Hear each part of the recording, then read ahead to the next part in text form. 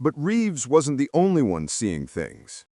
Over the next week, reports began trickling in from other personnel. A maintenance worker named Jimenez claimed he'd seen something moving on the roof of the communications building during his midnight cigarette break. A dark shape that seemed to flow across the corrugated metal like liquid shadow before disappearing over the edge. Two guards on patrol together both witnessed lights in the desert. Strange phosphorescent glows that moved in ways that didn't match any aircraft or ground vehicle they recognized. And on Christmas Eve, a young private named Kowalski came back from a solo patrol white-faced and shaking, insisting that something had followed him along the fence line for nearly 10 minutes, pacing him from just beyond the perimeter, always staying just at the edge of his flashlight's beam. Colonel Henley did what any good commander would do. He ordered a complete security review, had all the motion sensors checked and recalibrated, and increased the frequency of perimeter patrols. He also sent a classified communication to his superiors at Regional Command, outlining the situation and requesting guidance. The response came back within 48 hours. Maintain operational security, continue normal duties, and document any further unusual incidents. A team of specialists would be dispatched to investigate once the holiday leave period ended in early January. But the specialists never came. Because by early January, forward Operating Base Carthage would be empty. The escalation began on New Year's Eve. The base was running a skeleton crew that night. Most of the personnel had been granted leave to celebrate the holiday, leaving only essential staff on duty. About 20 people total, including Colonel Henley, Sergeant Reeves, and a handful of guards, technicians, and support staff. The mood was subdued. Despite the holiday, there wasn't much in the way of celebration.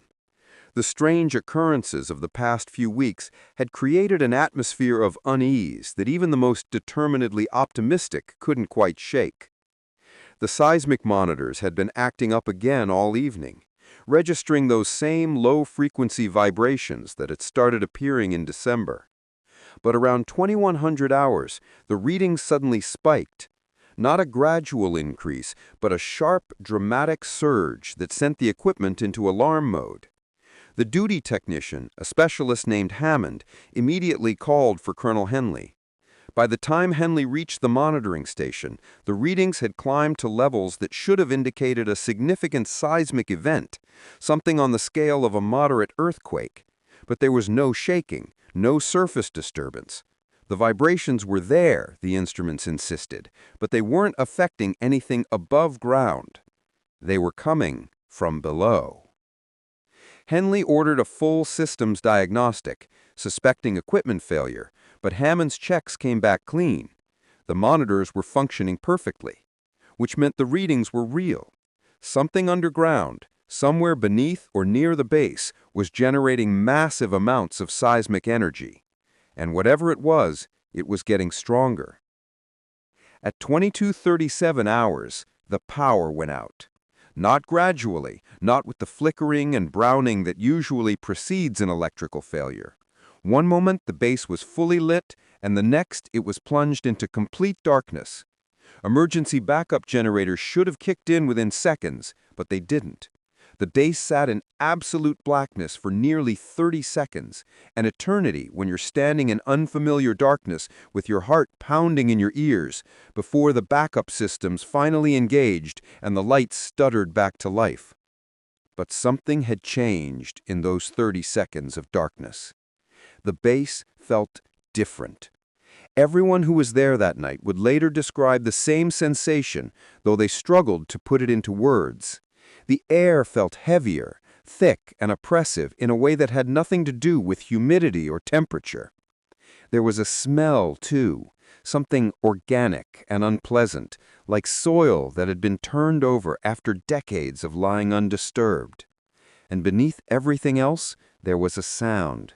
That same low thrumming that the guards had been reporting, but louder now, more immediate, not coming from any particular direction, but seeming to emanate from the earth itself, rising up through the floors of the buildings, vibrating in the walls and windows. Colonel Henley made a command decision. He ordered all non-essential personnel to assemble in the main building, the largest structure on the base, a prefabricated facility that housed the command center, communications equipment, and a common area. Better to have everyone in one place where they could be accounted for and protected if necessary. The guards were ordered to maintain their posts on the perimeter, but to work in pairs and maintain constant radio contact with the command center. It was one of those guard pairs, specialists Martinez and Chen, who were the first to see it emerge. They were stationed at the southwestern corner of the perimeter, manning a small guard post that offered a clear view of the surrounding desert. The time was approximately 23:15 hours. Both men would later provide nearly identical accounts of what happened next, accounts that were recorded in their official debriefing before all the records were sealed. Martinez saw it first. He was scanning the desert with night vision binoculars when he noticed a disturbance in the ground about 100 yards beyond the fence. The desert floor was moving, he said, rippling and bulging like something was pushing up from beneath. He called Chen's attention to it, and both men watched as the disturbance grew more pronounced. The ground was rising, forming a mound that grew larger with each passing second. Then it split open. Not like a crack or a fissure opening in the earth, but more like something tearing through fabric. The desert floor simply parted, dirt and rock cascading away to reveal a dark opening beneath. And from that opening, something began to climb out.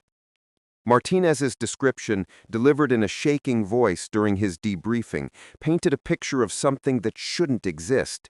It was massive, he said, easily the size of a school bus, with a body that seemed to be made of segmented plates or armor, dark and glistening in the moonlight. It had multiple limbs. He couldn't say exactly how many, things were happening too fast, that unfolded as it pulled itself from the hole, each limb ending in something that looked like a cross between a claw and a digging implement. The head, if it could be called that, was a blunt, wedge-shaped mass that swiveled slowly from side to side, as if sensing its surroundings. Chen had grabbed the radio, stammering out a contact report to the command center. But before he could finish, before anyone could respond, they saw more disturbances in the desert floor, more mounds rising, more ground splitting open. Within 60 seconds, Martinez and Chen counted at least 5 separate breaches, and things were emerging from each one. That's when Colonel Henley gave the order that would define the end of Forward Operating Base Carthage: evacuation. There was no discussion, no debate. Henley had been a soldier long enough to recognize when a situation had spiraled beyond his ability to control. Whatever was happening at Carthage, it was beyond the scope of anything he or his people were equipped to handle. His responsibility now was to get his personnel out alive. The evacuation was chaos, but it was controlled chaos. These were trained military personnel, and despite their fear, and make no mistake, everyone there was terrified, they followed orders and executed their training. Within 10 minutes, everyone had been pulled back from the perimeter and assembled at the motor pool. The base had 6 vehicles capable of desert travel, 3 Humvees, 2 trucks, and a personnel carrier. Not enough for everyone to travel comfortably, but enough to get them all out if they packed in tight. As the vehicles were being loaded, people could see them in the distance, the things that had emerged from beneath the desert. They were moving toward the base now, not quickly, but with an inexorable, deliberate pace. In the light cast by the base's flood lamps, they looked even more impossible than they had in darkness. Each one was slightly different sizes, different configurations of limbs and armor plates, but they all shared that same fundamental wrongness, that quality of being things that violated some basic rule about how the world was supposed to work. And there were more of them now, many more. The desert around Carthage seemed to be splitting open in dozens of places, a perimeter of emergence points that was gradually tightening around the base like a noose. Sergeant Reeves was the last man to leave the base proper. He'd volunteered to make a final sweep of the buildings, ensuring no one had been left behind in the panic. As he ran from the communications building toward the waiting vehicles, he looked back and saw something that would haunt him for the rest of his life. The things had reached the fence. They didn't climb over it or break through it. They simply pushed against it, and the chain link and razor wire parted like tissue paper, offering no resistance at all. And as they crossed the perimeter and entered the base itself, Reeves saw more clearly what they actually were, or at least what they resembled. They looked, he would later say, like a nightmare fusion of machine and insect. The segmented armor plating was too regular, too precise to be natural, but it moved with an organic fluidity that no machine he'd ever seen could replicate.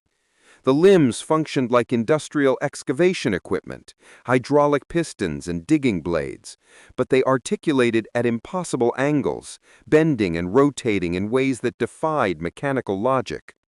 And though he saw nothing that looked like eyes or sensory organs, Reeves was certain these things could perceive their environment.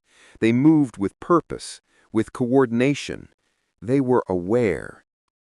The convoy left forward Operating Base Carthage at exactly midnight, as 1987 gave way to 1988.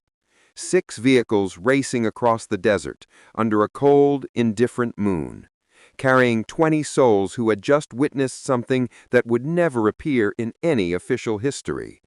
Behind them, the base lights were still burning, illuminating a scene of systematic destruction as the emerged things began tearing apart everything humanity had built there.